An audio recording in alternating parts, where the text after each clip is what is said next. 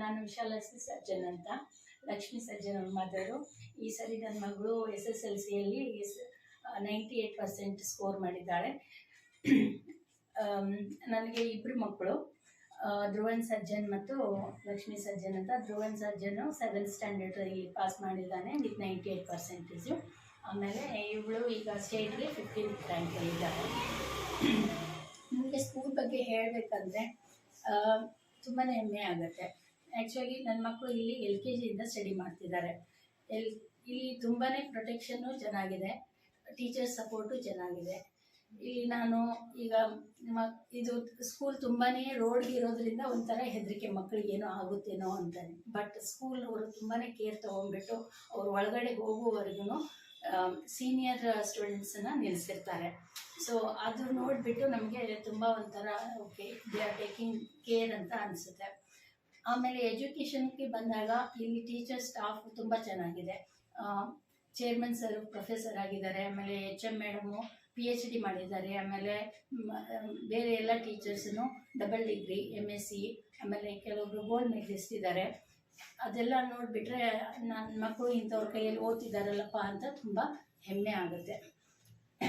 ಆಮೇಲೆ ಈ SSLC exam ನಡಿಬೇಕಾದ್ರೆ teacher support ಎಷ್ಟೊಂದು ಚೆನ್ನಾಗಿತ್ತು ಅಂದರೆ, ಅವರ ಎಕ್ಸಾಮ್ ಹಿಂದಿನ ದಿನ ಈಗ ನೆಕ್ಸ್ಟ್ ಕನ್ನಡ ಪೇಪರ್ ಇದೆ, ಸೈನ್ಸ್ ಪೇಪರ್ ಇದೆ, ಆವಾಗ ಏನು ಅವರು ಸ್ಕೂಲಲ್ಲಿ ಕೂತ್ಕೊಂಡ್ಬಿಟ್ಟು ನಾನು ಈ ಬೆಳಗ್ಗೆ 9ರಿಂದ 4 ಗಂಟೆವರೆಗೆ ಸ್ಕೂಲಲ್ಲಿ ಇರ್ತೀನಿ, ನಿಮ್ಗೆ ಏನಾದರೂ ಡೌಟ್ಸ್ ಬಂದರೆ ಬಂದು ಕೇಳಿ ಕ್ಲಿಯರ್ ಮಾಡ್ಕೊಂಡು ಹೋಗಿ ಅಂತ ವಾಟ್ಸಪ್ಪಲ್ಲಿ ಮೆಸೇಜ್ ಹಾಕ್ತಾಯಿದ್ರು. ಸೊ ಅವ್ರ ಸಪೋರ್ಟು ಮಕ್ಕಳ ಭವಿಷ್ಯ ಕಡೆನೇ ಇತ್ತು. ಎಷ್ಟೊಂದು ಚೆನ್ನಾಗಿ ಸಪೋರ್ಟ್ ಕೊಟ್ಟರು. I am really grateful for that. ಆಮೇಲೆ ನಾನು ಆ್ಯಸ್ ಎ ಪೇರೆಂಟ್ ಏನು ಹೇಳಬೇಕಂದ್ರೆ, ನಾವು ಮಕ್ಕಳಿಗೆ ಸಪೋರ್ಟ್ ಕೊಡಬೇಕು. ಅವ್ರಿಗೆ ಆ್ಯಕ್ಚುಲಿ ಈ ವರ್ಷ ನಾನು ಅವಳಿಗೆ ಯಾವುದೇ ಕೆಲಸ ಮಾಡಲಿಕ್ಕೂ ಫೋರ್ಸ್ ಮಾಡಿಲ್ಲ.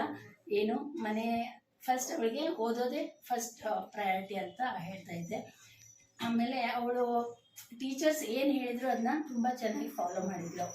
ಅವರು ಎವ್ರಿ ಸ್ಟೆಪ್ನೂ ಹೇಳ್ಕೊಟ್ಟಿದ್ದಾರೆ. ಯಾವ ಥರ ಟೈಮ್ ಟೇಬಲ್ ಹಾಕೋಬೇಕು, ಯಾವ ಥರ ಓದಬೇಕು, ಯಾವ ಥರ ರಿವಿಷನ್ ಎಷ್ಟು ಸರಿ ಆಗಬೇಕು, ಎಲ್ಲನೂ ಹೇಳ್ಕೊಟ್ಟಿದ್ದಾರೆ. She followed each and every step. So ಅದೆಲ್ಲ ಅವಳಿಗೆ ಇಷ್ಟೊಂದು ಸ್ಕೋರ್ ಮಾಡಲಿಕ್ಕೆ ಹೆಲ್ಪ್ ಮಾಡಿದೆ. ಆಮೇಲೆ ಆ್ಯಸ್ ಎ ಪೇರೆಂಟ್ ಏನು, ನಾವು ಮಕ್ಕಳನ್ನ ಚೆನ್ನಾಗಿ ನೋಡ್ಕೋಬೇಕು, ಅವ್ರಿಗೆ ಒಳ್ಳೆಯ ಫುಡ್ ಕೊಡಬೇಕು, ಅವ್ರನ್ನ ಸರಿಯಾಗಿ ನಿದ್ದೆ ಮಾಡಲಿಕ್ಕೆ ಬಿಡಬೇಕು. ಅದೆಲ್ಲ ಅವ್ರಿಗೆ ಮ್ಯಾಟ್ರ್ ಆಗುತ್ತೆ. ಹೊರಗಡೆ ತಿಂಡಿ ಅವುಗಳನ್ನೆಲ್ಲ ಕೊಟ್ಬಿಟ್ಟು ಹೆಲ್ತ್ ಕೆಡಿಸ್ಬಿಟ್ಟು ಅವ್ರಿಗೆ ಓದೋ ಟೈಮಲ್ಲಿ ಅದೆಲ್ಲ ಡಿಸ್ಟರ್ಬ್ ಆದರೆ ತುಂಬ ತೊಂದರೆ ಆಗುತ್ತೆ. ಸೊ ನಾವು ಮಕ್ಕಳನ್ನ ಟೀಚರ್ಸ್ ಜೊತೆ ನಮ್ಮ ಪೇರೆಂಟ್ಸ್ ಸಪೋರ್ಟ್ ಇದ್ರೂ ಮಕ್ಕಳು ಚೆನ್ನಾಗಿ ಬೆಳೀತಾರೆ, ಚೆನ್ನಾಗಿ ಸ್ಕೋರ್ ಮಾಡ್ತಾರೆ.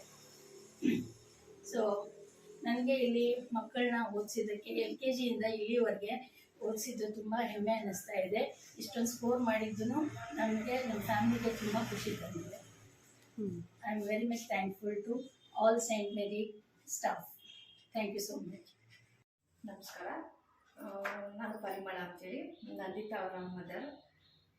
ಈ ಸರಿ SSLCಲಿ ಅವಳು 4th ಪ್ಲೇಸ್ ತೊಗೊಂಡಿದ್ದಾಳೆ. ಒಳ್ಳೆ ಮಾರ್ಕ್ಸ್ ತೆಗೆದಿದ್ದಾಳೆ. ತುಂಬ ಖುಷಿ ಆಯಿತು. I thankful to all the staffs and teacher, HM and director sir.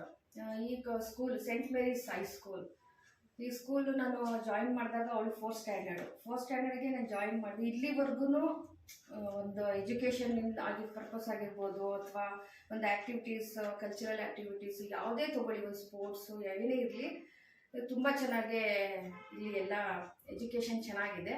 So 4th ಸ್ಟ್ಯಾಂಡರ್ಡಿಂದನೂ ನನಗೆ ಈಗ 10th ಅವಳು ಫಸ್ಟ್ ಪ್ಲೇಸಲ್ಲೇ ಇದ್ದಾಳೆ.